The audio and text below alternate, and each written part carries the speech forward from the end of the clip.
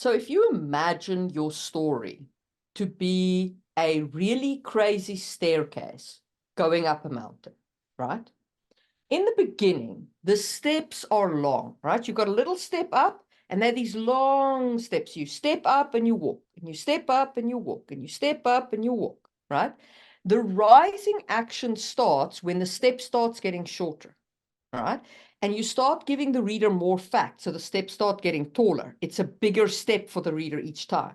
And it starts getting shorter and shorter, the space in between, until they get to the top, and there's this itty-bitty space, and the step is this long, and they just barely pull themselves up to the top of the mountain, and they're ready for the climax. That's Yeah. where you want to get to. You want to Turns into a ladder. turns into a ladder.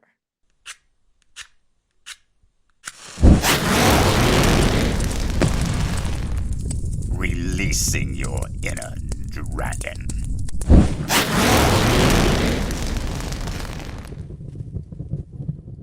All right, Marie, rising tension. What does that even mean?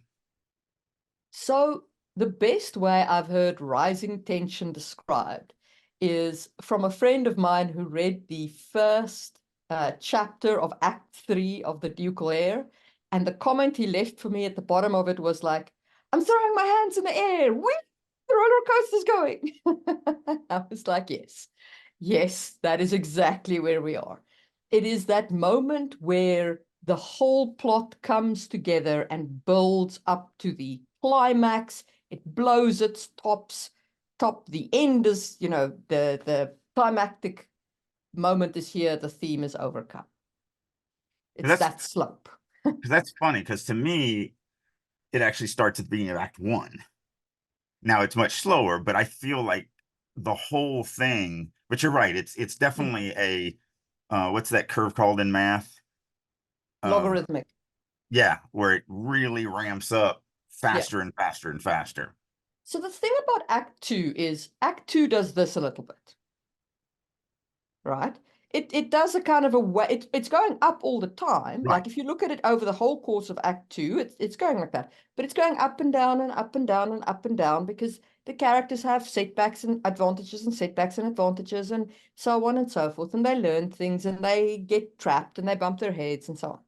But when you reach the I guess the classic rising action moment, it's all just Certainly. yeah. But you know what? I've never thought about this like this. One of the reasons why I love doing our podcast is because it always, we talk about things that, I don't know, we just don't normally just sit down and think about. When you just said that, I was like, okay, well, wait a minute. Now that you're saying that, there's a difference between tension and the emotional distance between the highs and the lows. Yes. So I almost see those as two different lines. So for me, the tension is always, tension doesn't ever go down in my stories. It's always on the upswing.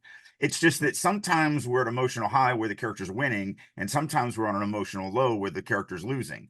But that is still curving up with the tension line. It's just the emotion is going back and forth between winning and losing and winning and losing and winning and losing. But let me push back. The first chapter of The Beast in your first book, all right, in Farmers and Mercenaries, is a lot more tense than the chapter which follows it, which is Ardari's first chapter. Certainly. So you have a downturn in tension. Yeah, okay. So I can see that, because as the book as a whole, yes. Yes. Not Clayton's story. No, I mean, not Clayton's story. he But goes in the from, book oh as a shit, what's whole. gonna happen, to look at him fight, to, hey, look, he won, but now he just got the crap beat out of him, to now some weird thing has bought him, to like 100%. The character right, story book goes up. standpoint. But at a book standpoint, the line of tension goes up and down depending on which POV you're in, because some POVs are slower moving than others. Right. And that is the beauty of multi-POV. You can have the slower stories because the faster, tenser stories do pull the line through. Yeah. Now, if you were to pull those stories out, the Farm Boy story does start and continue to get more and more and more tense. It's just that he starts much lower than where the Lion Dude starts. Yeah. You're 100% right on that. So yeah, I guess, and this is where it becomes really complex when you're talking about stories. A lot of people are writing single POV stories. So then it's going to be just like we talked about, what I threw out in the beginning. Multiple POVs can throw in some complexities that you just don't have to deal with the, And single POV. even plain story. So he has the big fight, he gets bored, he's got the crap beaten out of him. But after that, that is a bit of a climax, and there is a down afterward. Do you understand what I'm saying? Like, Although I do cheat on that. no, but it doesn't matter. There is still a down Right. because this has Well, been a climax. so you're right. In his first chapter of Act 2, it's just him getting used to it's really him kind of.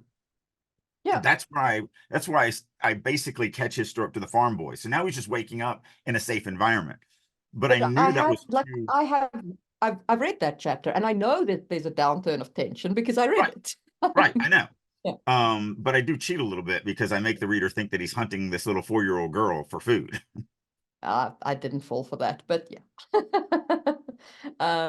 But But yes, it, it, yeah, it is where the stories where Clayton's story is more equal to Ardari's story yeah. at the beginning of Ardari's story. Because now he's in a safer environment. He's more, it's no longer this. Yeah. But my point is that all of that, right? It's all a little bit up, a little bit. Of course, you must maintain a line of tension. The end of your chapter must hook the reader through.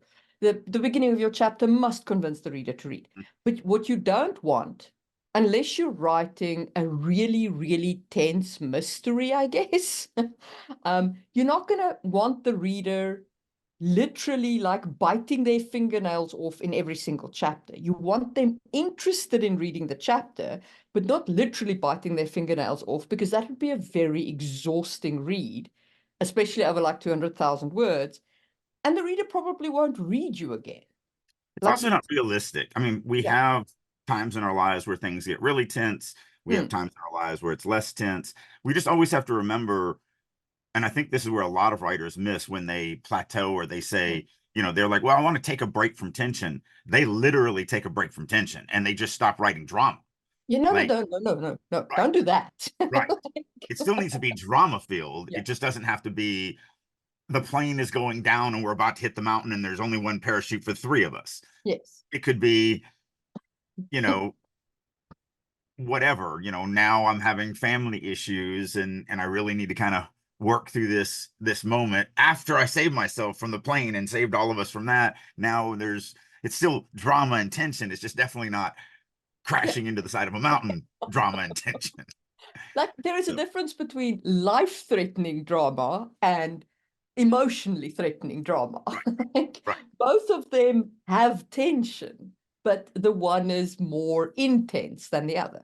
right. And I And think that's where a that's, lot of writers miss when they get to their plateaus, and they call that the sagging middle, because they're like, well, let me just now do just day in the life, ooh, just normal, no okay. drama, and give the reader time to take a no, no, no, no, no, no. Yeah, So I want to talk about that. That sagging in the middle, or muddle in the middle, or whatever they want to call it, where it feels so the character is just spinning, spinning, spinning, spinning, and the plot is not moving forward. This, unless you are writing cozy fantasy or slice of life fantasy, I guess,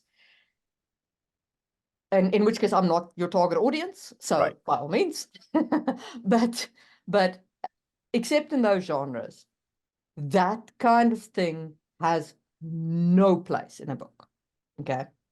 Because what you're basically doing is you are trying to show the character having challenges without the character having challenges, right? Right. Because you're going to get to an end plot at some point, but you're going to show all of these failures, or at least you think you're showing these failures.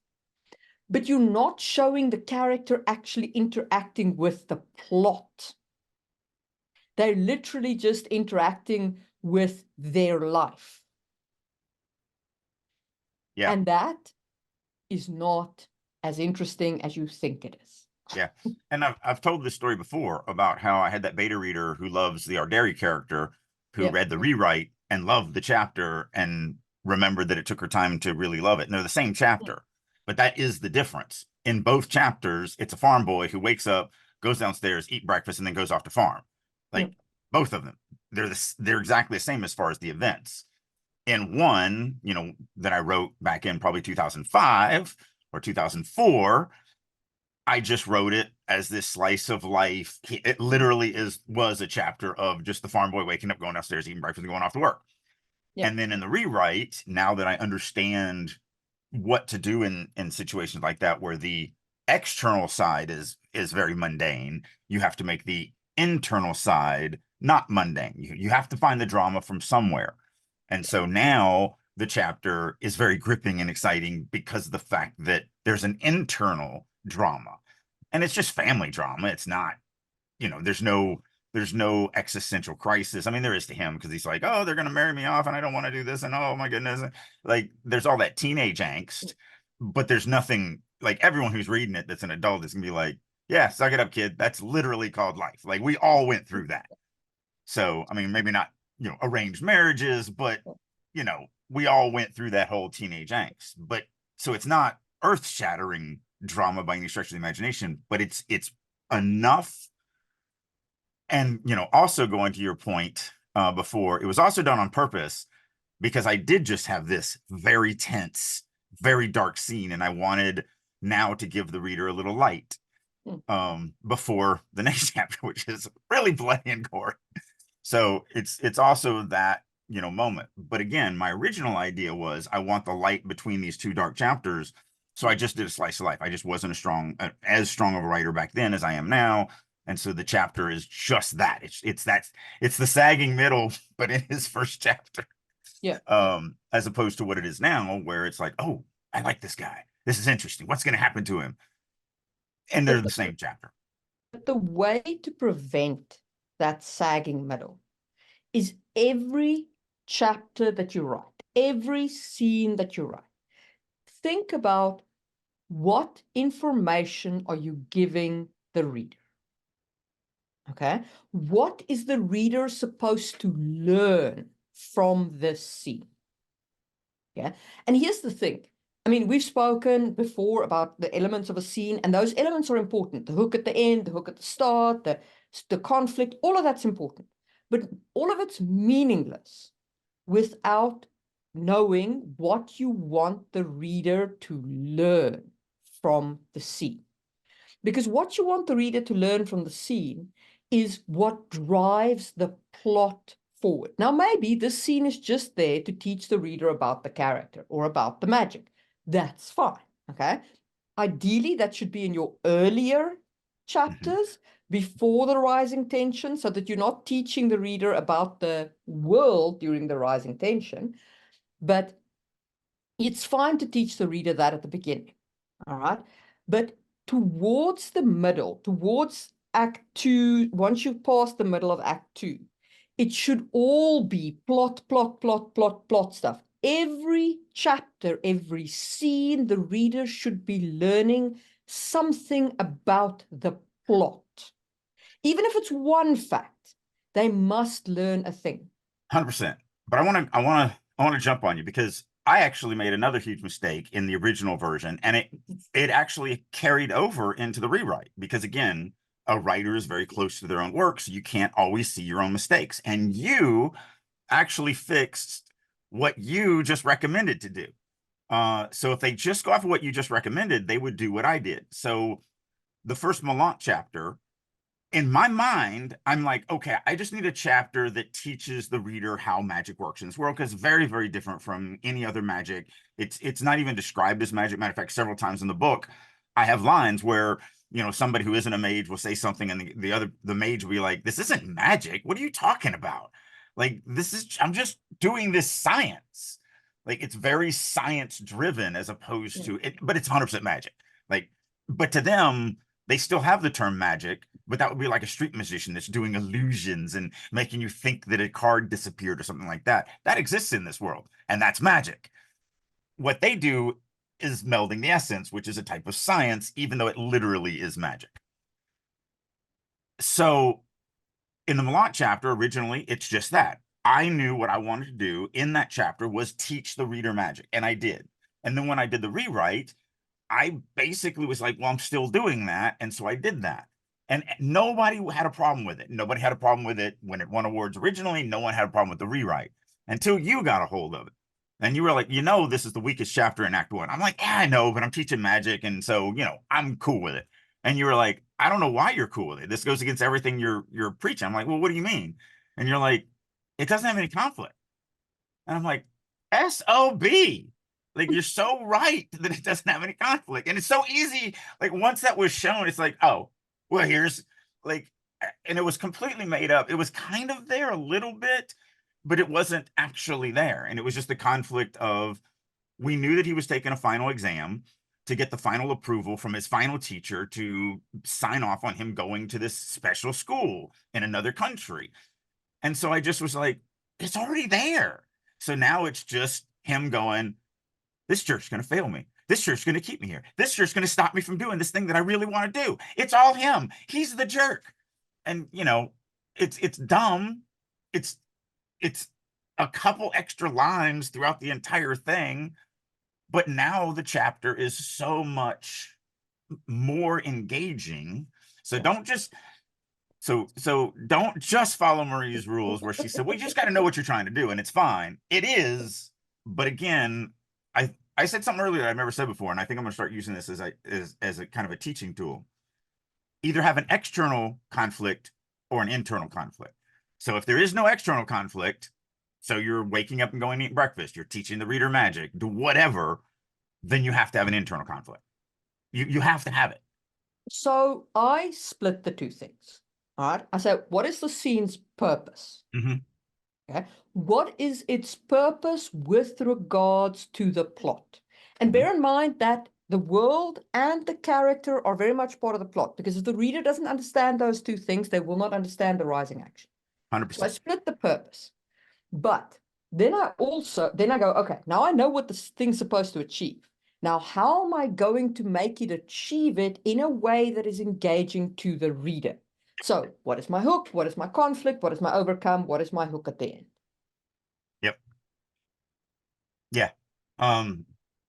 Because that was, again, it doesn't matter how long you do the stuff. It doesn't matter how long that you write. It doesn't matter how long you teach it. You still are too close to your own stuff. I mean, we both do it to each other where we'll sit down and go, okay, I'm having this issue. And we've both done it both ways where, like, I can't remember the last thing we talked about, but you started talking about it and you're like, okay, this is what I'm struggling with. And it was because it was something with your next series. And it was so obvious to me. and literally, and like, you were like, okay, let's spend an hour or two doing this. And like 5 minutes into it, I'm like, well, here's your solution. You're like, well, son of a bitch. Like, that is exactly what I need to do. Like, and it's not, and it's not that I'm any smarter than you, because literally you fix the exact same things for me. It's just that we all just, we're so close to that idea and that those characters and that world and everything else, that you just have that outside viewport that somebody can just go, I can't believe you're not seeing this. But then again, it's so stupid to say, I can't believe you're not saying this, because like 5 minutes ago, you looked at me and went, I can't believe you're not seeing this. Yeah. Eventually, one day you should realize, oh, right, I can't see it because I'm too close. Too close to my word. So yeah, it's but interesting. To get back to rising action, I guess we've spoken about what is rising action. How does rising action set the reader up for the climax? Well, and again, this is where we differ a little bit on that, because I'm going to place things in Act 1. And actually, this is something you said. I'm just going to steal it because you said you've stolen things that I've said before. But I really love the way you describe this. For the climax to be really impactful, it needs to tie back to at least 3 things that have happened in the past. 3 things that set it up, that now the reader's like, oh, now I understand why I went through X and Y and Z, because all of those things were instrumental points in my growth or knowledge or accumulation of a magic sword or a droid or whatever, to make sure that I had the knowledge and tools and just wherewithal to accomplish this overcome. And so that was a really good kind of point. And that's, we talk about this all the I mean, time, how important it is to learn structure. if And we that's where look, that comes into play. if we look at Star Wars, Mhm. which, you know, we spoke about Star Wars as call to action and the point of no return. If we look at Star Wars and its Act 2, the reason why we have faith when Obi-Wan tells Luke, you know, trust the Force, Luke, is because Luke went through that moment with that stupid little zappy ball, where the zappy ball shows him to trust the Force and not his eyes. Like Obi-Wan puts a blindfold on him. It's an entire callback scene. Mhm. But it's also a dichotomy because he fails. He fails in that one. He succeeds once. He fails a bunch of times, but once he almost makes it. Right. And he says, What I'm saying remember, is what he yeah, fails in is he doesn't believe. yes, He doesn't believe. yeah, but he starts to think about it. It Right. starts to crack the armor. And then, of course, the final moment of faith is when he switches off his targeting computer and trusts the Force. So And that's we funny. all So cheer as he break the bad guy's neck. right, exactly. Yeah. It's something we've never talked about here, but I've always thought that was a weird. It works, obviously, because Star Wars works, but when we look at the normal mentor role of a Mm. character, we're getting a little off of tension, but normally the mentor comes in and says, look, this is how you do it. And then they try and they fail. And then whatever they failed at, like in this case, Luke believing he now has to succeed when all is on the line. Mm. Like you fail now, and this is a training exercise. But in almost every other case where you see that mentor relationship, the mentor will then succeed. So, like, look at Yoda in the same series where Luke is like, I can't do this, it's too hard. And Yoda's like, really? And he just lifts up the spaceship. Like, That is why you fail. right, exactly. Yeah. They don't do that in A New Hope. Like, they do the whole ball, and then literally Obi-Wan is murdered. And it's like, he fails it. Like, your And mentor failed at everything you saw him do. He And never his fight with Darth Vader is horrifying. It's like the weakest ass sword fight ever because they so didn't have the CGI to make it real. right. And they were dealing with glass rods, so it's not like you can smack those puppies together. But I'm just saying, from a story standpoint, like I'm this farm boy and I get this mentor, he tells me something, and then the first time I see him actually trying to use it, he just dies. Wait. He does do these are not the droids you're looking for. I mean, that is the famous line, right? It Yeah. is, but that's not It's not fighting, but it is right. something. It is something, you are correct. But still, it's just funny to me. And I've never really even talked to anybody about that. That's something I've always just kind of sat on that I thought was funny.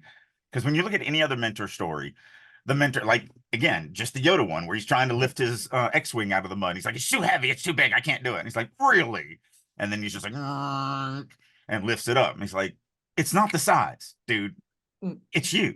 You're the problem. Like they don't do that in A New Hope, which I always thought was hilarious. There's never a time where the mentor actually, other than, yeah, okay, I'll give you these aren't the droids you're looking for. As lines go, to hang the fate of the universe off, to hang the fate of the galaxy off. These are not the droids you're looking for, is kind of light in the pants. Especially when, you know, again, the next scene we see him and he just gets slaughtered by the bad dude. Dies. Anyway, so for me, to get back onto this, for me, it is that I'm going to want to drop in those things. And those are the big things that I think about. And again, our styles are a little different. You plot less than I do, and that's fine. There is no right or wrong way to do it. There's a wrong way for you to do it, but there's no right or wrong way for the world to do it. So, but that's even still, I think you look for a lot of those bigger moments too, just to make sure that you kind of know where they're going. So this I don't know anybody who truly purely pantses exactly once.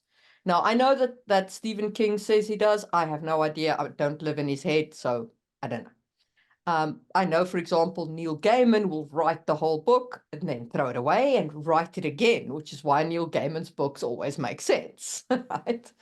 But the way that I pants is I have a kind of a riverbed, let's say.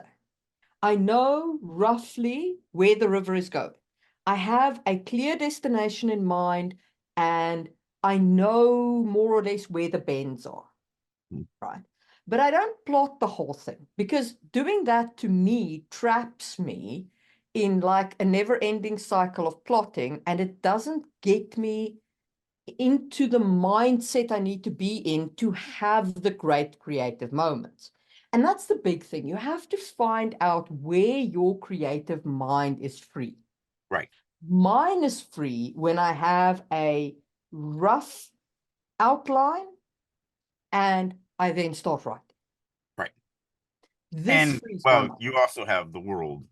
Yes, I also Like have the you world. develop your world way Yeah, more than I develop my more. I definitely pants my world yeah. way more than you do. So Um, I do a fair chunk of world building. And that does help me a lot, because that puts a lot of the magic moments in place early on in my mind. yeah, And that frees my creativity, right? But everybody's got to find their own process. So everybody my does. creativity is at its best when I've got a framework, and that's my world and my basic outline, and I then write. Right. And in the writing, the magic comes. And for me, it's I have a little bit more of the plotting. So I do need, just like you, I want the riverbank and I want to, kind of know where the bends are, but I also want to know the major cities along the way where we're going to be stopping, the actual camping locations.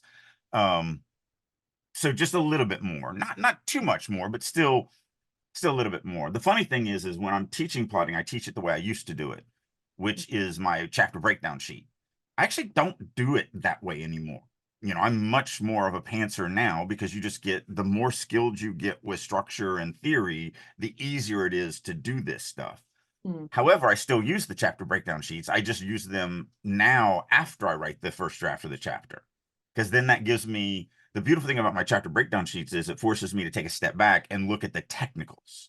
Yeah. What are the thematic elements that I'm playing with? What are the open-ended questions that I'm forcing the reader to contemplate? What are, my reversals? Have I accomplished the tension of the scene? Did I prove the theme right or wrong? It's all those technicals that you don't think about when you're in writing mode. And so now, instead of like before where I would write a chapter breakdown sheet for every single chapter, now I have a synopsis, 1 or 2 line or whatever for every single synopsis, or an idea, even like this chapter that I'm writing right now. I just had an idea. I just know what I kind of want it to do, and I just wrote it. But then when I finished, I pulled out the chapter breakdown sheet and I made a chapter breakdown sheet on it. So I could look at the technicals on, did I actually do the technical side of writing that's going to make this, that's going to take this to the next level. And you should consider that for every single chapter that you finished. Whether you're a pantser or a plotter, you should look at that chapter and see if it achieves its goal. And maybe the reason why I've never had to do the kind of formalized breakdown of a chapter is because of my software development background. So in software development, we have this process called Agile. And in Agile, you're like, okay, this is what I want the piece of code to achieve. And you write it. And then you test it against that achievement. And I've always approached writing in kind of the same way. This is what I want the chapter to achieve. Has it done that? Has it achieved its thing? And then as I've improved as a writer, I've added more things to my definition of done for the chapter. Right. But that's all. It's been a pattern of 20 years of professional life. It just Well, naturally went and into writing. I think you skipped an important part to even say. Yeah. How do you test it? Beta readers. Yes, of You get course. critiques. You Yes. get critiques. That's because so I don't want somebody to think of, oh, I can write it and then I can read it and I can decide whether I did it or not. Literally, we just talked about the fact Yeah. you are too close to it. You must get other people to tell you whether you succeed or not. You do your best, but you can't decide whether you've succeeded. That's not in your skill set to decide whether you've succeeded in your story or not. You must turn that over to others, and There's then they not will tell you whether you succeeded or not. There's not a single writer on the face of this planet, I don't care if it's Stephen King or the first writer who's put their word today onto chapter 1 of their very first book. You need other people's opinions. You cannot judge your own work. You will never be able to see the problem. No. You No. might be able to see some of the problem, but you will never be able to see the full problem. No. Yeah. I mean, it's just, you know, again, we talked about that. Just Too much is in your head and not enough, and it's always going to be there. You cannot. Yeah. Yeah. Literally cannot be done. So that, to try and get it back to, I have a guest coming, to try and give it back to the whole tension discussion. That's what I'm looking for. Here's the difference. So one of the questions that I get asked all the time that always just makes me terrified to answer, and it happens a lot, like in the writer's room or whatever, they'll go, okay, but why did you make the decision at that moment to have the character do that thing, or the, you know, the world to do this thing against them or whatever? You know, you obviously thought about that ahead of time. I'm like, yeah, no, I didn't.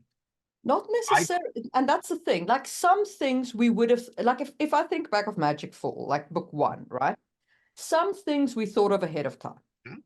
We knew that at the end of the book, we wanted Buri to use a canister of Jiren to blow up the red-bellied beast, because that is a sacrifice on her part. It's her taking a conscious choice of accepting her life in this way. And we knew that we wanted Lyran to be in a position where he has to see Buri as an equal, because that is the overcome of his theme. Because he's been seeing her as a lesser because of her race, her skin color. So that whole arc had to be built in. And we knew that at the big level. But the cool stuff, like producing a mech ghoul out of the pod right at the end, that we had not planned. Why did that come in? It came in because I was staring at like this pod and thinking, now I wonder, I need something for them to fight that is not the AI. And I mean, a mech ghoul, a half zombie, half metallic thing is just perfect. And I have the technology right there. It's all part of this adaptation process. It's a cyberpunkish kind of world. It fits this genre. I was like, golden. Yeah. You know? Yeah. And so many things happen on the fly in stream of consciousness. But I think it happens. I think the more you know where you're going, the more you understand your story, your characters, your world, the easier and more creative you can be in the moment, in that stream of consciousness mode. And it doesn't, and the things you create don't break your story, because you have this innate, but I know I have to get here. And so I can't do, I don't know why this popped in my head, but I think it was season 2 of Fargo. The really trippy kind of, it's set up in Minnesota, like right up on the Canadian border, and it's a bunch of, you know, that type of hick. So it's a different type of hick that I grew up with down south, but still a hick. And it's every one of them, and the movie included, was always about a stupid criminal trying to get away with something and doing stupid things constantly that ended up basically getting them killed. Everybody dies. It's just the way it is in the television show and everything like that. But I stopped watching at the end of season 2, I think it was. And it might have been season 3, but I think it was season 2. Because they're at the motel and they've been doing stupid things and they're trying to get away with burying, you know, they murdered this person and now they're trying to chop the body up and bury whatever it was. And they're making all sorts of the wrong decisions. And they're at a motel and a UFO comes and floats above the motel for a minute. And then it leaves. And I'm like, what? What?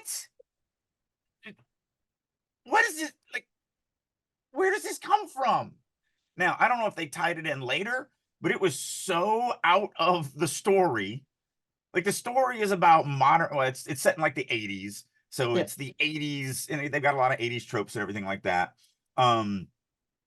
But it's just gangsters. It's just dumb gangsters and mostly dumb policemen and they're kind of both doing dumb things, and a lot of people die because of stupidity. That's the story. It's just that's all it is. And then aliens show up from another planet, and you're like, I don't even.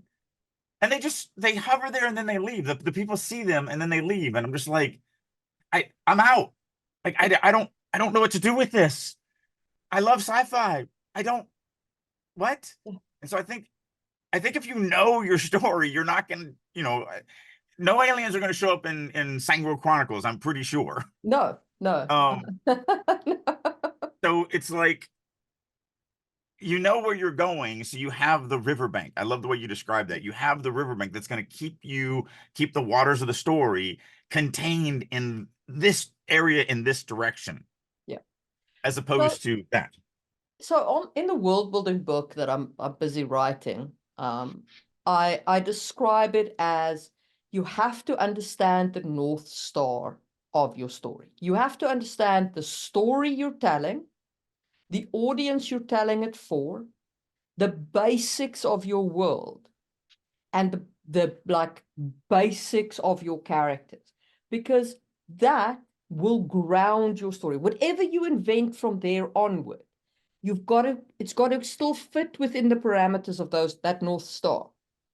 And that way you don't get into that muddle in the middle, right? Where you're randomly inventing crap and it no longer fits. Yeah. Because everything, it's like layers of the onion, like Shrek, sure. But it's all onion layers. You don't randomly add a green pepper layer in the middle. Or an apple layer. Or an apple layer or whatever. Like, apple layers are great, but they have no place on an onion. Well, and to bring it back to tension, that's my answer to that question. It's like, why did you choose to have that happen to this character at that moment? And it's because when I was in stream of consciousness, when I'm in the moment, when I am improvised writing, because I'm an improv writer, I consider myself a method writer. So I'm in the moment, I've become the character, I'm in the world. Because I knew where it was going, this idea germinated and went, oh my goodness, this would have great impact where I'm going. I had no idea it was going to happen until it happened. But because I know where I'm going, because I know the banks, because I know the limitations of where I want to stay within, this idea has now come easier to me because of what I know, as opposed to if I just sat down and just, randomly made stuff up with no idea where I'm going. These ideas don't come from nowhere. Right. So even the conversation that we had about the second series of Sangwheel, where you were like, this is what you should do. Right. Right. I put in front of you, this is the setup. This is like what is going on. This is what I want to achieve. Hmm. And then you were like, didn't you say that this thing had happened before? And I was like, yes, in this and this way. And you were like, well, do that. Right. Exactly. Because there is a thing in my world that already sets up what I want to do. Hmm. I've kind of forgot about it. But the point is, it exists. And these things are much like our world. In our world, they say, and I mean, this does not mean you are not responsible for your actions. Please don't take my words out of context. But there is no such thing really as free will, because every decision that you make is the predicate of your life, right? You probably couldn't choose anything else, because basically it's all like one layer on top of the other layer on top of the other layer. By the time you get to the point where you're stabbing someone in the eye, it's almost inevitable, right? And another thing is, there's too many variables for us to predict. I do want to say the views of Marie do not reflect necessarily the views of Releasing Your Inner Dragon or Maxwell Alexander Drake. Yeah. They are her views alone in person, just like my views are mine. But the point is, if we could understand all of those variables, we could accurately predict the outcome. Now, obviously, you can't understand all of those variables. There's too many. Okay. Right. But the same is in your story.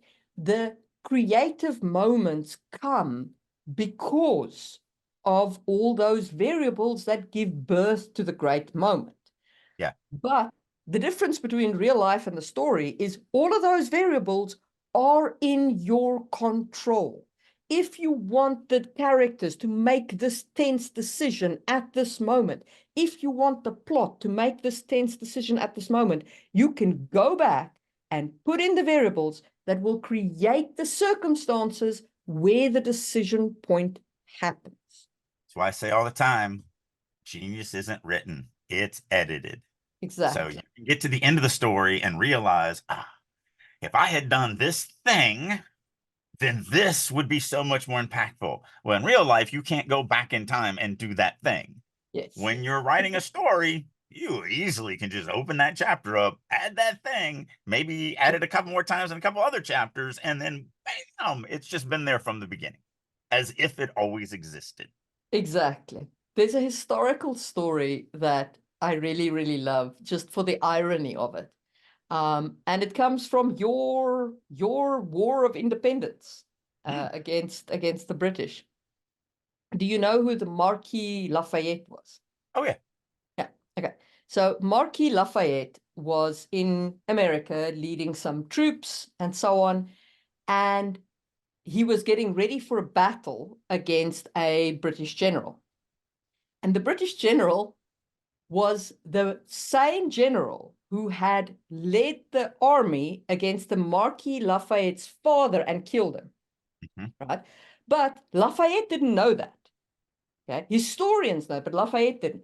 And that battle never took place because the general was recalled to Britain with his army the next day before they actually could initiate combat. And I was just like, now, if you were writing a story, that's not the way that would have turned out. No, because I mean, everyone loves a good revenge story. Oh, yes. Yes. But that would have been a great rising tension. The way that history turned out, that was a very, very, very abortive moment. And as a reader, I am very disappointed in history. Where was my climax? Or at least have them meet and it become a stalemate so we can now have this ongoing, antagonist relationship between these two. Yeah. Come on, history. Yeah. You got to be better at this whole writing thing. What are you thinking? But then again, some things happen in history where you're like, if I wrote that, everyone would say that I'm being an idiot because that's completely unrealistic. I know. You'd be like, what is this? Right. Yeah. If Maxwell was around, I would bring him in. He's my resident historian. So he can give well, I mean, I don't know the exact steps like he does, but I do know the start of World War II is this weird World War One. World War One yeah. is ridiculous. Okay, so World War One, the Black Hand was planning to assassinate Archduke Ferdinand, and they failed. Right. Okay. They didn't. I can't remember if they planned the wrong route or whatever the case is, but they failed. And so then he got back in the car and he was like, he's going to go visit the hospital, and his car ran out of petrol or some such nonsense. It's even funnier than that. It's a whole like series of ridiculous events. But this is like, you would so the guy who is actually able to succeed, he was drinking coffee. Well, he quit. He actually didn't take the shot. He didn't take the shot. And he was sitting in a cafe. He was drinking coffee. He was depressed. And then the Archduke's car, it either stalled or their convoy stopped or whatever right outside the coffee shop. And he just walked out the coffee shop, walked up to the Archduke's car and shot him in the head. Right. And that kicked off World War One. It's ridiculous. Yeah. So he had the shot. He chose not to take it because he didn't want to do it. He chickened out, whatever. He left. Yeah. Everyone else, because they had a bunch of agents that were there trying to do it. They all failed. He gets away. And then, when they're completely out of the danger zone, his car just stops right in front of the guy who had quit and was now kicking himself for being a coward or whatever, being a traitor or whatever. And he's like, well, there he is. Yeah. And he walks up and shoots him. No, it's absurd. It's an absurd story. And you write that and everyone's like, well, this is completely unbelievable. This is just dumb. 6 years of war. But I will also say that again, yes, that kicked off the war. But the two camps that participated in that war were looking for a reason. Oh, certainly. But I wasn't getting into that. I was just saying that. Yeah, the rising history. tension leading into World War One is steep. When Yeah. that shot goes off, it's like a powder keg. Yeah. Right? Yeah.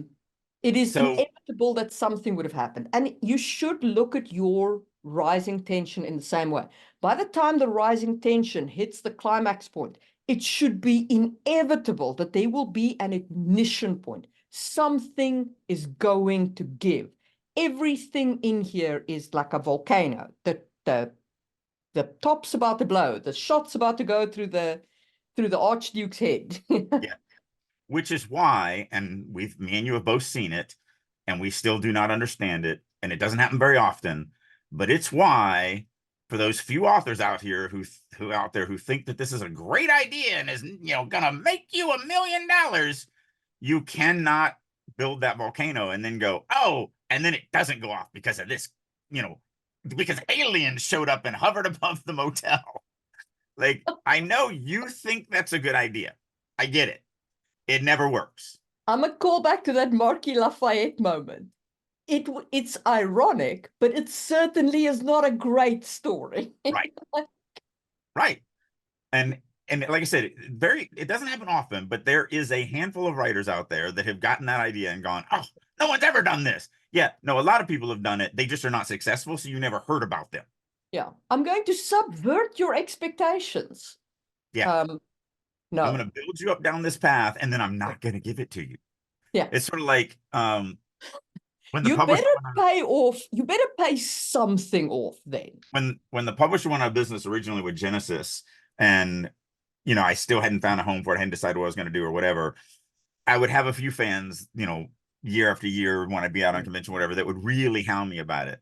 And if I was in a really devious, impish mood, I would just say, look, here's how it ends. The two brothers wake up, they take off virtual VR goggles, and they go, wow, I can't believe you made those decisions in that video game. And the look of horror on the fan's face was priceless, because they were like, you're not actually going to do that too. No, what? It was awesome. I didn't do it often, but if it was somebody that I felt comfortable with or whatever, I'd say, oh yeah, no, they're just playing a video game. The characters are actually just in our world and they're playing a video game. And obviously I would never actually do that. Yeah. But and for no other reason than you just get the look of horror on their face and you realize, oh wow, this is going to go off like a sack of wet, The thing is, people think that it would be clever. Like the reader will go, oh, that was clever. Yep. No, because you've just made the reader feel like an ass. Yeah.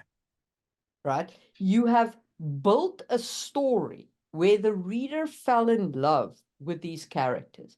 The reader has gone through trials and tribulations with these characters.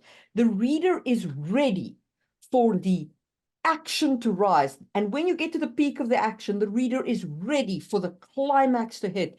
And if you now completely subvert their expectations, why do they feel so angry? Because you have made them feel like an ass for having an expectation which is not met. They're like, was I stupid to not see this? Yeah. Yeah, I call it the phenomenon. Yeah. And it's after the movie Phenomenon, which is funny because John Travolta has 2 of these movies where nothing happens. So in Phenomenon, you have this guy that's not very bright, who gets hit in the head by a light beam from space and knows everything, literally knows everything. There's nothing he doesn't know. What does he do with that? He gets a girlfriend and then dies, and nothing changes. Like nothing. It might as well have not even happened. And Michael is his other one that does the same thing, where the angel, he plays the Archangel Michael that comes down. He's got all of this ability to make this massive impact. And at the end of it, he decides to do nothing. And so nothing changes.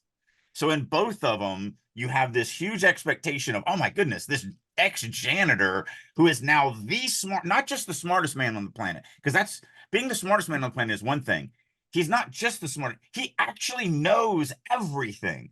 So you're like, why does gravity work? Oh, it works because of this. Like, this is it. Or whatever. It doesn't matter. Things that we have that none of the smartest people on the planet know. Yeah. He knows because he has the information. He doesn't just have the ability to learn the information. Yeah. He already has the information. And so they build this whole thing up of, wow, he's going to save humanity from humanity's self. Like, he's going to do this amazing because he's like the everyman person and very well grounded and, you know, common sense kind of thing. And then nothing. No, he just dies.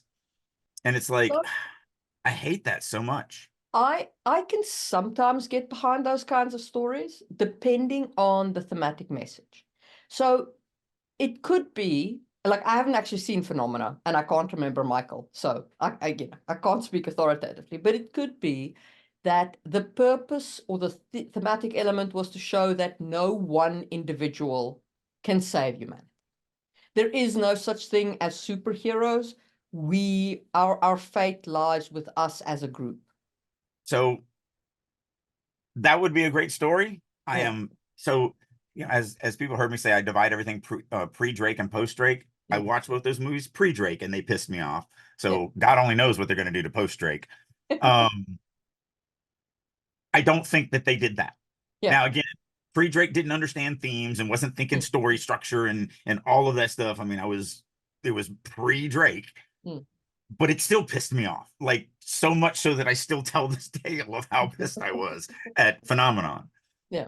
So I don't think that it had No, that. 100%. I'm just saying, like, that I mean, I could tell that a story, but the point is, it depends on how you build it up. It depends on your rising action.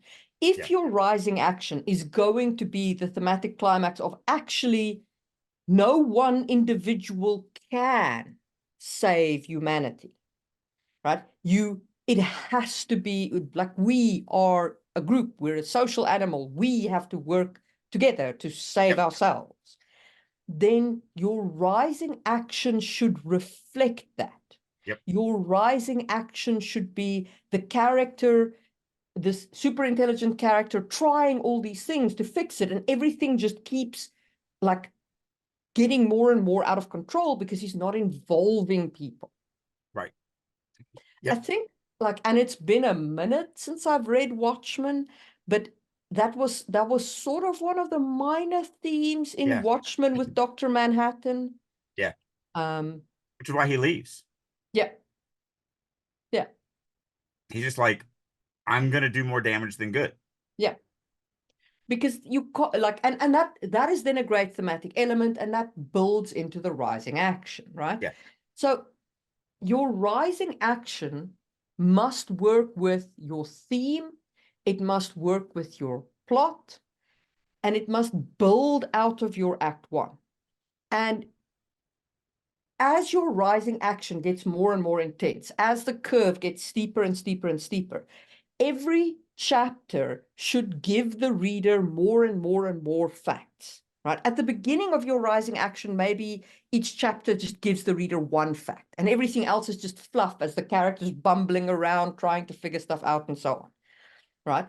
The reason why books get into a muddle sometimes here is because they give the reader no facts in the chapter. Don't do that. Don't give the reader nothing. And I know we joke about it, but don't do that. Give the reader at least one thing that contributes to the plot. And then more and more and more towards the end, because that will give the reader the impression of speed. It will feel as though everything's speeding up. And then when they're, like, at the top and they have all the facts of the roller coaster and it's just all the way down, you know, now we're hitting that vertical slope. They feel as though they've earned it. They've risen all the way to the top. And what you just said, there's a great way to talk about breadcrumbs, because we can give a fact where the character, the POV character, interprets it incorrectly. So the information is there. If the reader goes along with the POV, then they also are interpreting it incorrectly. And then, like, it's so funny, the little short story, the novella I'm writing right now, something happens where he's like, I think I was just in the presence of a god. I don't believe in the gods. Mm. So I'm not even going to think about that. And so I leave the reader with that. And in his next chapter, he goes, ah, I figured it out. It wasn't that, it was this. Every beta reader so far is going, yeah, no, that was good. Yeah, 100%. And I'm thinking to myself, if I ever have a character explain to you what they think happened, it didn't happen that way. Like that should just be your clue. But every beta reader is like, oh, no, I believe that. That's a very logical, 100%. That's what happened. Yeah, I'm right there with the character. I haven't read chapter 2, but I read chapter 1, and I remember leaving comments in there going like, this dude's not an atheist. This dude's not an atheist. This dude's not an atheist. Because I was like, I'm an atheist, and this is not how you think about God. Not if once you're over the nervous point of atheism, the point where you're like, do I, don't I believe? There's a huge difference. There's there where you're like, you would not be the atheist that you are today in 1200 Europe. Maybe not. No, I agree. But I mean, the thing is, like, so I he lives in a world that is very religious. So he is atheist to that world. I was in a world that was extremely religious. I grew up in a family that was no. The whole, like, the environment was religious. Everybody, but it was the default setting. Right. Okay. But there was a point in my life where I was, and that's kind of where I saw him. You're like, do I, don't I? Do I, don't I? Do I, don't I? Right. It's, and that was why I left those comments, because I'm like, he's not really an atheist, not yet. Like, right. Well, I don't use the term atheist. He doesn't call himself an atheist. Yeah. I use terms like, I don't believe in such superstitions. Yes. Like, yeah, 100%. Yeah. But so, there's a point where you actually just don't think about it anymore. You're like, there is this. No. Right. Exactly. Yeah. But this world is so religious. Yeah. Because the gods technically are in the world and real and physical and everything else. So it's kind of hard. It's sort of like in Fiend Folly, the religion that I have in that world is the Church of Atheism. Because I think it's hilarious, because you can literally sit down and have lunch with a god. Like, literally, you don't have to, there's no faith needed. They're right there. You just go chat with them. And yet the big religion is gods aren't real. They're not real. They're not, those aren't real. They're charlatans somehow. So there's a difference in a world where the gods are real. I draw a distinction between worshipping the gods and believing in the gods. Right. And I will then call a group atheist, not necessarily in the world, because the word might not exist. Right. But in my head, I will call them atheist because they don't worship the gods. And that's the distinction I then draw.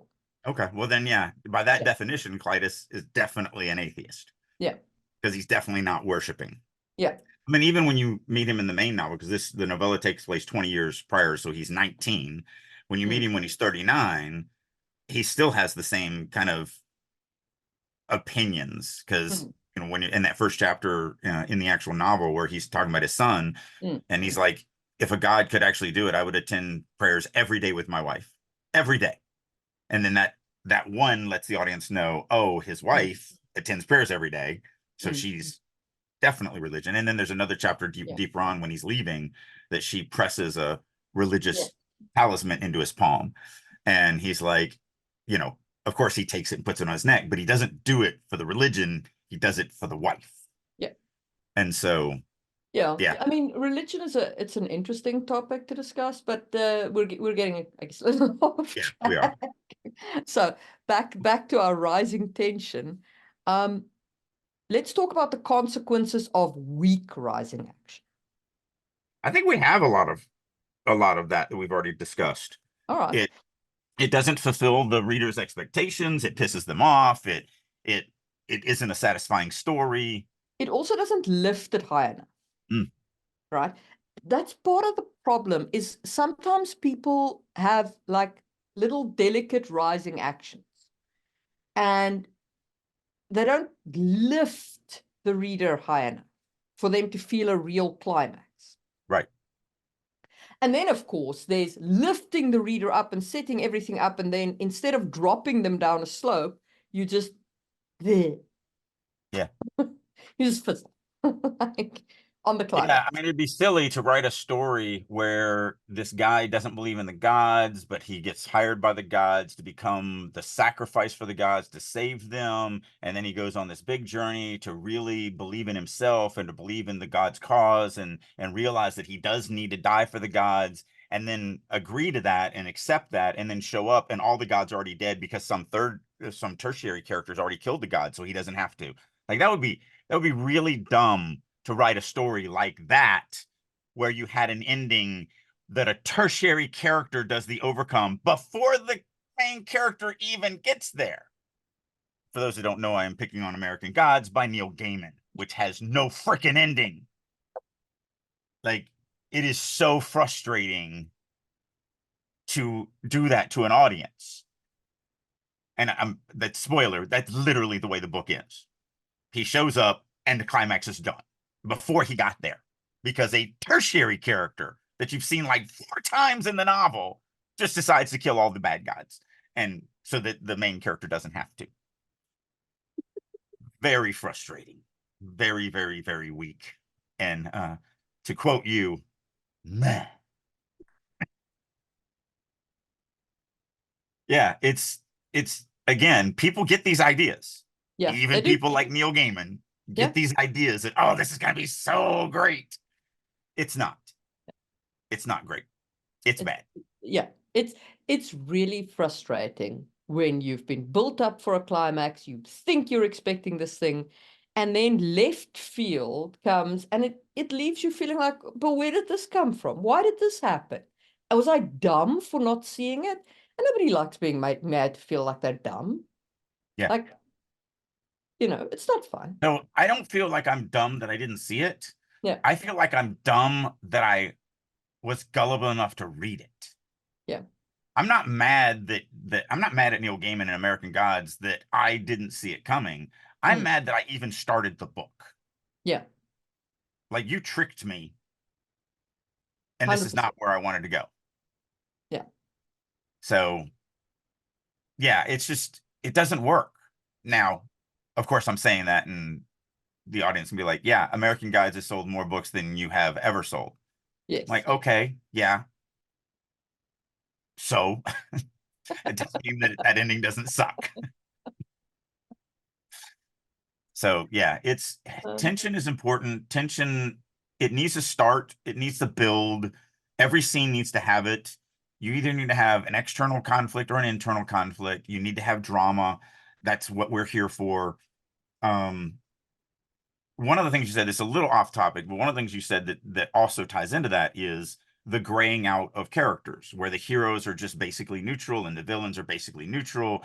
mm, And I think that is also hurting sci-fi and fantasy and superheroes, because we need someone so good that we look up to them, and we need someone so bad that we want to hate them. Like, we need that dichotomy so that we have, because it's drama, it's not real life. yeah, Yes, in real life, villains are pretty much the same as heroes. They have their flaws, they have their good points, mm, and everything like that. I'm not going into a fantasy story to read about real life. I yeah, can turn on CNN or Fox or ABC and get those stories. yeah. I don't want those. I want more. I want better. So if we think of some good rising action, if I think of like an example from both the pocket, and I'm thinking of it because it was literally rising action by means of Chrome. Mad Max Fury Road, right, has great rising action. Now they cheat because everything is like, over the top, and it's Chrome and it's big guitars and trucks and monster trucks and so on. But it is still intense rising action. Mhm. And when the climax comes and you have to turn around, you have to face them, and you have to get through that overcome, the reader feels incredibly satisfied by how this whole thing rose to an intense pinnacle. And that's what you're aiming for. You're aiming for introduce in Act 1, rise through Act 2, slowly rise through Act 2, steep curve after the middle of Act 2, and then at Act 3, you want climax, climax, climax, climax. Well, I mean, we've beat this one to death, but I agree, or I think the same thing about The Matrix. Yeah. When we start off and it's just Mr. Anderson. He's just, you know, doing his job. And then he goes to a bar and meets kind of an interesting woman. And then, you know, we just keep getting bigger and bigger and bigger until we get to, you know, what do you need? Guns. Lots and lots of guns. I mean, that scene, and I know if you're younger, the scene where he walks in and the alarms get set off and they do that gun battle in the lobby of that hotel with all the marble columns and everything like that. I know today it's a good scene, but when we saw that in the theater, it had never been done before. Like, I counted the days down for the DVD to come out because I bought it the day it came out. I put it in, I went to that scene, and I must have watched that scene 20 times in a row, just over and over and over and over and over again, because that scene was so off the charts amazing. It was perfection. It was fantastic. That first Matrix, the end of Matrix, was just glorious. And then at the end, like, and you get to the end and he's shot. He's lying there, he's bleeding out, and that is your climactic moment. And he stands back up. I swear, I promise you, the entire theater cheered. It was. Yeah. Now, contrast that to the fourth Matrix movie. I haven't seen it. Don't. It's not even worth it. That's why I haven't seen it. Literally, it's not even worth it. It ends in the most pathetic way you could possibly, and even more pathetic than American Gods. Like, it's awful. And so, like, how do you go from writing this story that is this impactful to writing a story that is that unimpactful? I have no idea how you make that journey as a story creator. But like, there's just. So I don't know how much of Dune you've actually read. Oh, I couldn't get past. I think it's the second. Is the second one the religious one? Yeah, the first Dune, one I've read probably Dune 3 Messiah, times. Children of Dune, so on. Yeah. So Frank Herbert fell off a cliff at some point. And like, I enjoy the Dune books, but then I read for world building and things like that. And there are thematic messages that I consume that speak to me, you know, so on. But I absolutely cannot deny people who say, I couldn't make it past Dune Messiah, or I couldn't make it past Children of Dune. I'm like, I understand. Dune Messiah, Because the second book was the one that truthfully, I get it. I've read the first one maybe 3 times, and I've started every time I start the second one. And every time I just, I can't. I just wander away. To be honest, I also think that you are perhaps not quite cynical enough for Herbert. And you're right, because I loved Kevin Anderson's, like, House Harkonnen, House Atreides, you know, all those series that Anderson did for the Dune series after Frank died. I loved every one of those. I devoured them. But he's a different writer. He's much more of a fantasy, sci-fi, adventure kind of writer. I am a deeply cynical person. So really? Yeah. So Frank Herbert speaks to me at a deep level. Yeah. So if we just getting back to the things, pretty much, you know, and we talk about how, oh, it's not that the movies were any better back in the 90s or whatever, but when you go through the list and you just look at because they're all the same stinking movie, but Die Hard, look at the tension rise through that to the end, to the climax. Now, it took 2 movies, but Kill Bill, you know, all the way to the end where she actually does kill Bill. Yeah. One of the ones that popped up that really made me go, oh my goodness, because the climax is literally somebody walking away. And your mind is blown at the end of The Usual Suspects. like your mind literally melts at the end of that movie when you're like, and so the climax is amazing. But V for Vendetta, Lock, Red, Stock, and Two Smoking Barrels, more Heat, more recently, Red 1 and 2, Red 1 and 2, fantastic. because that's in that same style, Yeah. that old style. Any of the Indiana Joneses, of the first three. After that, they lost the script. But the first three absolutely has this rise all the way through it to the climactic ends. The Alien movies, District 9, um, the Lethal Weapon series, Independence Day. Like you look at Minority Report, like all of these have these beautiful Yeah. rises and tensions Yeah. to a climactic ending that for some reason they're just not doing. I mean, the freaking the Well, Terminator movie. they do. Like, it just depends on the action, on the movie genre. Because, for example, Mission Impossible, the one that didn't do so well because it came out the week before the Barbenheimer phenomena, Right. which was a really, really silly decision. Like, don't do that. But Yeah, no, it wasn't a silly decision. If you're sitting there before that and you're going, wait a minute, so we're going to compete against the Barbie movie and a movie about the invention of the atomic bomb, and we're Mission Impossible. We got Tom Cruise riding a motorcycle off a freaking cliff. We're going to kill. We're literally going to just mop the floor. No, yeah, you're using hindsight to realize maybe. what a mistake But that was. Because before those movies came out, I would have put all of my money on Mission Impossible, especially after, because remember, Top Gun just came out and yeah, washed it. yeah, So yeah, I'd be like, oh yeah, no, my money's on Mission Impossible. And then Barbenheimer happened, and yeah. it's like, what? What? So yeah, Yeah. no. So, but that one had rising tension. Oh yeah, Um, that was a great one. that was a big one. The Mario Brothers had rising tension. That was such a cute movie. Um, so there are plenty of movies that have rising tension. You're just thinking of the crappy ones that don't. Right. I'm just saying there's a formula Yeah. that's called theory and structure that have been Yep. around since Beowulf and before, Yep. you know, that for whatever reason, a lot of the movies that are coming out today that are failing are trying to reinvent the wheel. That's one of the number one reasons why they're failing. They're like, oh, I'm smarter than every writer in the last, 14,000 years, obviously.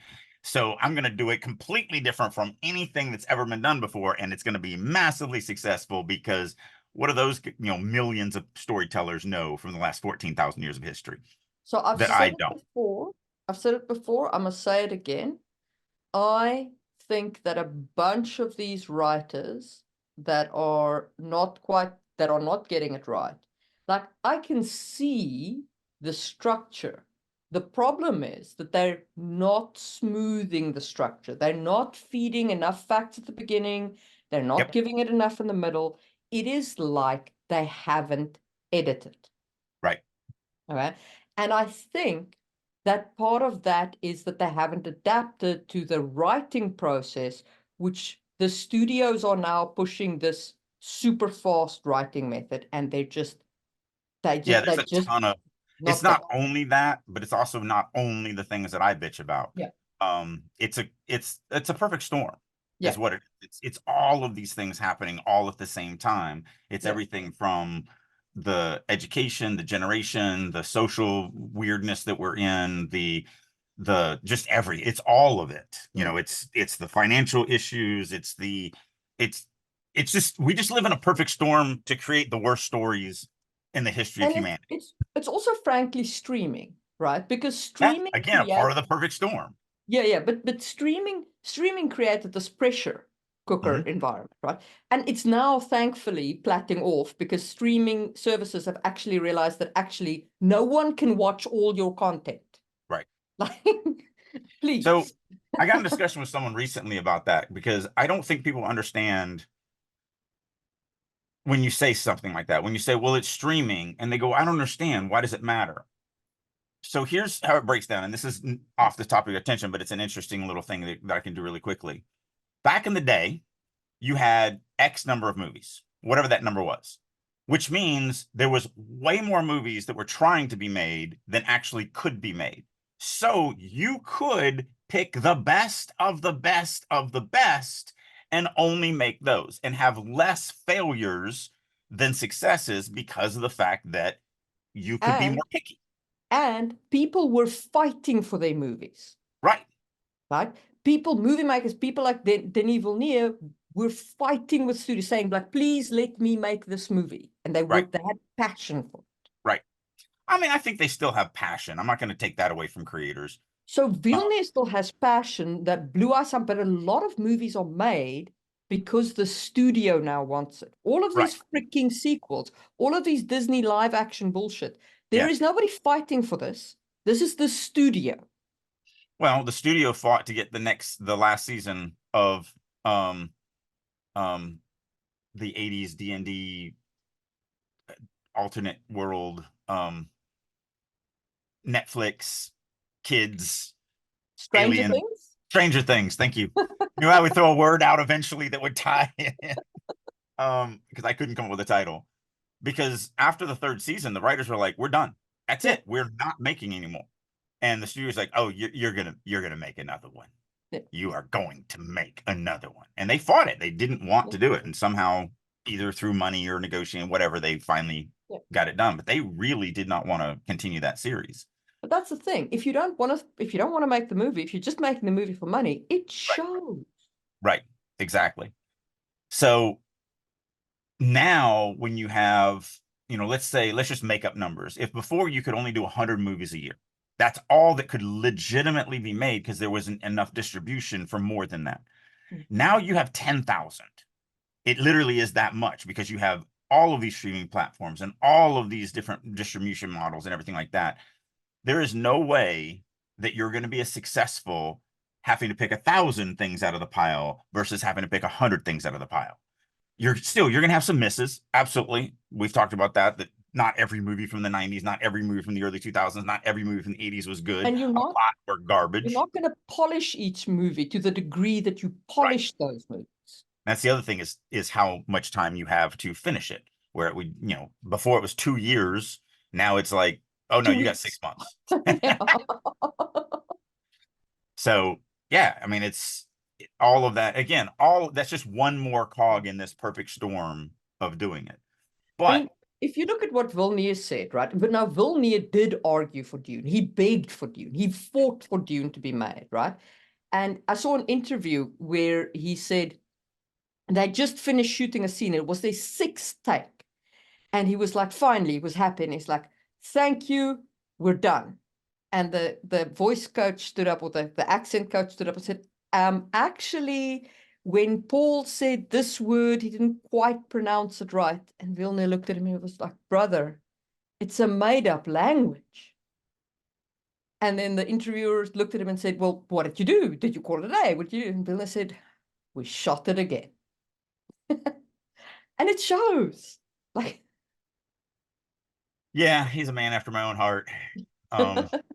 And how much I will just rewrite and redo because somebody, I mean, the last big one was somebody said, I don't understand why you named the island people Comorians and the continent people Siluaeans, because Siluae kind of sounds like sail away. And I was like, yep, rewriting that. So but yeah, no, you are right. There are other factors as well, and streaming's a big factor. But there's just too much. There's not enough studio, not enough writers, not enough people who know stuff, and they just churn out content, and that's why it feels unedited and unpolished. Yeah, I mean that's one of the reasons. But yes, but it also comes down to understanding story and structure and tension and what we have to do on tension. And we've ran really long on this one, so not that these are always fun, and I hope the audience, I mean, tell us down below because we probably chased more rabbits on this one than we have all season. This is closer to the way we did them in the first 3 seasons, where we just like, let's just talk. And now I'm sorry. we kind of have a producer that gives us kind of a loose script that we, at least with topics, and we did 2 of them. on the list that's sitting here next to me. But let us know down below if you got something out of this, or if you're like, no, you need to stick to your producer's script. It's a little better. Because we do want to do as good as we can on these. Yeah. But the reality is the more, I guess the gist from my side, and I'll give you a second to do your gist too, but just on my side would be, I feel like the more you know your story, the more you plan it out, the better your creativity is when you're in the moment. The more you can be creative, because then you won't have alien spaceships showing up over your 1980s crime drama story. Because you'll kind of know where we're going, and you'll know what the riverbanks are. And again, I'm gonna steal that from you because I really love that analogy where the banks are not gonna let the water go out of the path of where we're going on the river. So, but then a lot of it is going to come in the moment, or even better, most of them are going to come later in the moment, where you get 3/4 of the river, down the river, and you go, man, if this had happened back then this moment would be even better. So you just do it. You just go back and add it, and you come back and do it. Or the way I do it is I don't go back and add it. I go back to where the chapter is and I make a note to add it. And then I come back and I write it as if I had already added it.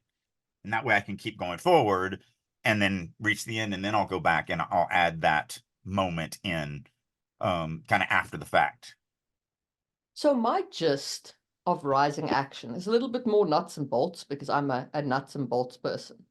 So if you imagine your story to be a really crazy staircase going up a mountain, right? In the beginning, the steps are long, right? You've got a little step up, and they're these long steps. You step up and you walk, and you step up and you walk, and you step up and you walk, right? The rising action starts when the step starts getting shorter, right? And you start giving the reader more facts. So the steps start getting taller. It's a bigger step for the reader each time. And it starts getting shorter and shorter, the space in between, until they get to the top. And there's this itty bitty space, and the step is this long. And they just barely pull themselves up to the top of the mountain, and they're ready for the climax. That's where you want to get to. You want to. Turns into a ladder. Turns into a ladder. Yeah, that's a great analogy. That's a great way to think about it. And it's just look for those opportunities.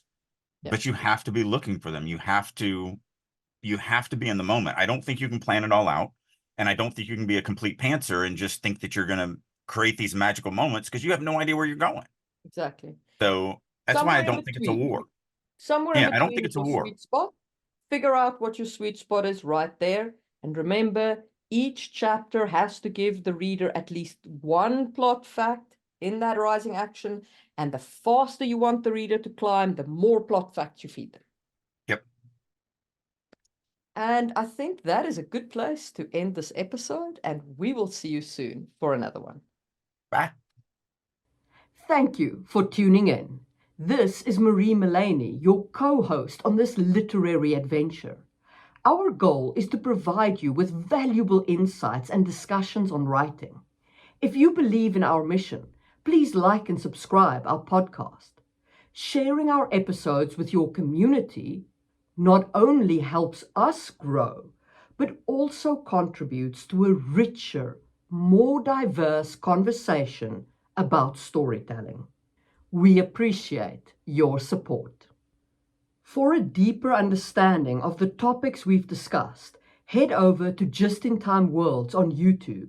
It is a treasure trove where fantasy meets history and science. Every Tuesday, you'll find new videos that delve into the intricacies of world building, drawing from our rich real-world history. Whether you're a writer, a role player, or just a fantasy enthusiast, Just in Time Worlds offers unique insights that will enrich your perspective.